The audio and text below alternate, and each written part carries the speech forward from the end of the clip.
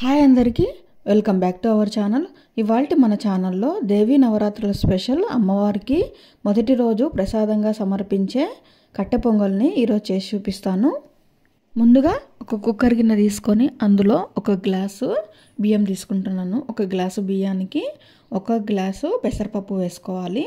రెండింటిని 2-3 సార్లు బాగా వాష్ చేసుకొని మీకు టైం ఉంటే 1 గంట ఖచ్చితంగా నానబెట్టేసుకోండి. 6 గ్లాసుల వాటర్ పోసుకొని నేను విజిల్ ఏం పెట్టకుండా నార్మల్గా బాయిల్ చేసుకుంటున్నాను. మీరు కుక్కర్ గిన్నె విజిల్ పెట్టినట్లయితే 3 గ్లాసుల వాటర్ తీసుకోండి, కరెక్ట్గా సరిపోతాయి.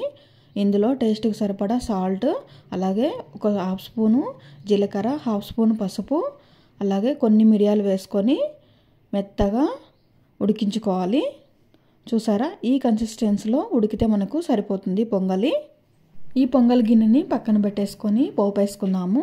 పోపు కోసము ఒక 1/2 స్పూను నెయ్యి తీసుకున్నాను, అలాగే ఒక 2 స్పూన్ల ఆయిల్ తీసుకున్నాను. ఆయిల్ వేడైన తర్వాత 1 స్పూను శనగపప్పు, అలాగే కొంచెం జీలకర్ర, అలాగే కట్ చేసుకున్నటువంటి ఒక 4 పచ్చిమిర్చి ముక్కలను వేసుకున్నాను. కొన్ని అల్లం ముక్కలు, కొన్ని జీడిపప్పు వేసుకున్నాను, అలాగే కొంచెం ఫ్రెష్గా ఉన్నటువంటి కరివేపాకు వేసుకున్నాను.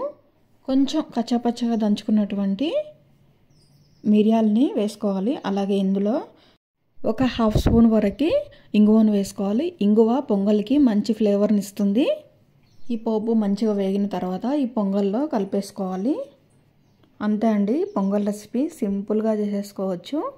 కుక్కర్లో అయితే ఇంకా ఈజీగా అయిపోతుంది. నాకు టైం ఉంది కాబట్టి నేను నార్మల్గా చేసి చూపించాను, కుక్కర్లో వేయకుండా. అంతే అండి, పొంగల్ రెసిపీ అయితే రెడీ అయిపోయింది. అమ్మవారికి ఎంతో ఇష్టమైనటువంటి ఈ పొంగల్ ప్రసాదాన్ని ఖచ్చితంగా మీరు ఈ దేవి నవరాత్రుల్లో ఖచ్చితంగా ట్రై చేయండి, చాలా బాగుంటుంది.